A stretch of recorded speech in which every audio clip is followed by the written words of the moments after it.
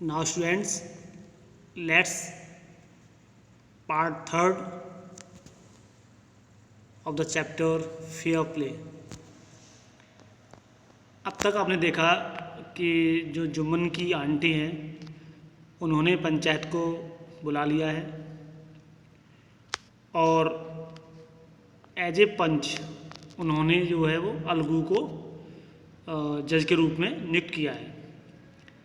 Day passed and और अलगू ने जो है वो फैसला अपने मित्र जुम्मन के खिलाफ सुना दिया, तो जुम्मन जो है उसका दुश्मन बन गया. अब क्या होता है आगे ये पढ़ते हैं. Days passed and as ill luck would have it, Algu Chaudhary found himself in a tight spot. दिन गुजरते गए.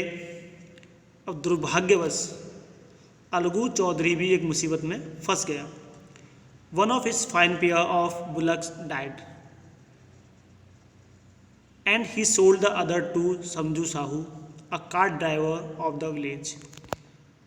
उसके पास 2 बैल थे जिनमें से एक मर चुका था, तो उसने क्या किया, दूसरे बैल को भी एक गाड़ी वाले को बेच दिया जो कि उसके गांव में रहता था. The understanding was that Sahu would pay the price of the bullock in a month's time. It so happened that the bullock died within a month. तय ये हुआ था कि साहू जो पैसे देगा उस बैल के वो 1 महीने बाद देगा, लेकिन दुर्भाग्यवश जो बैल था वो 1 महीने के अंदर अंदर मर गया.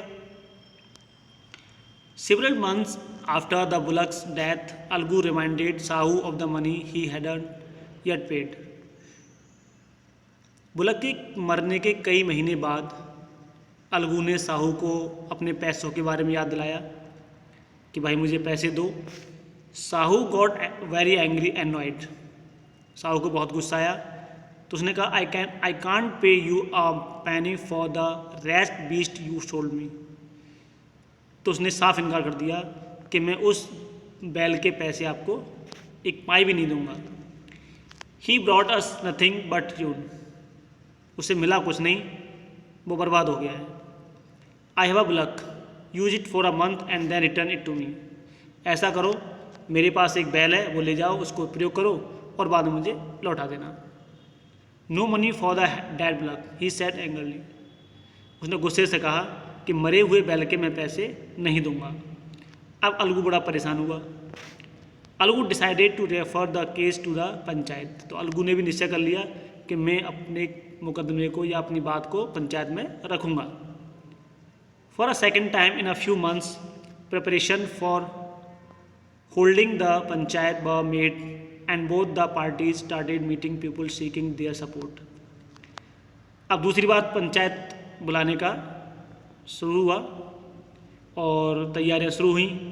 दोनों लोगों को अपनी ओर सपोर्ट करने के लिए प्रयास करने लगे.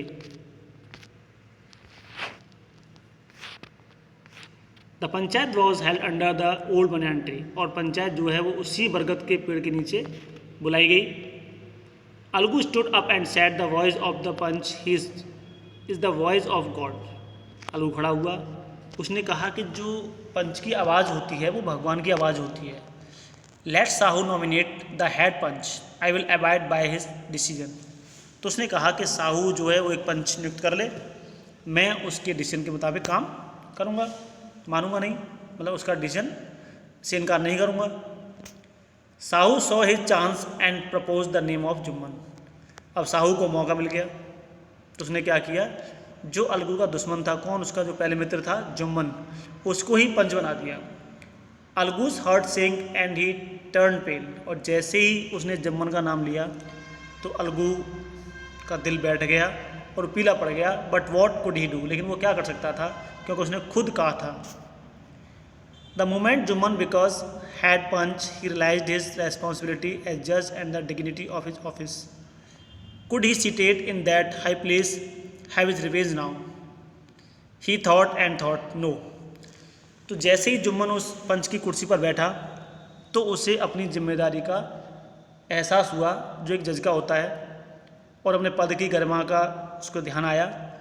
तो उसने कहा कि मैं अब अलगू से बदला लूँगा, लेकिन जो कुर्सी थी जज की वो उसको गवाही नहीं दे रही थी।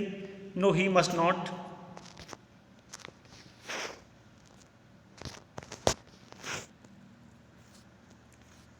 allow his personal feelings to come in the way of speaking the truth and doing justice। तो उसकी अंतर आत्मा ने जवाब दिया कि जो अपनी व्यक्तिगत फीलिंग्स हैं, अपनी व्यक्तिगत दुश्मनाई है, वो न्याय के रास्ते में नहीं आनी चाहिए, मैं सत्य बोलूँगा। Both Algu and Sahu stated their cases, दोनों ने अपना केस सुनाया। They were cross examine and the case was considered deeply, दोनों के बीच क्रॉस एग्जामिन हुए, प्रश्न हुए।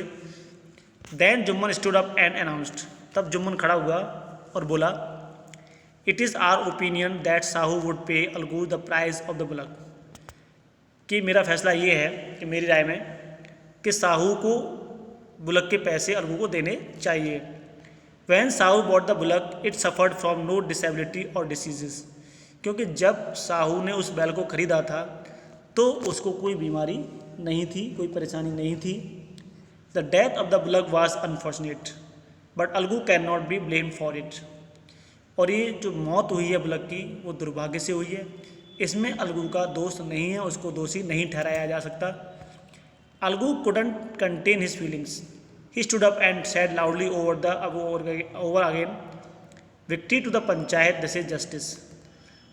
और अलगू जैसे ही सुना वो अपनी फीलिंग को रोक नहीं सका और खड़ा हुआ और जोर से बोला कि ये पंचायत में न्याय की विजय है, पंचायत की विजय है, यही न्याय है। God lives in the voice of the panch, क्योंकि पंच के हृदय में भगवान रहते हैं। Soon after Jumman came to Algu, embraced him and said, जल्दी ही जुम्मन अलगू के पास आया और गले से लगाया।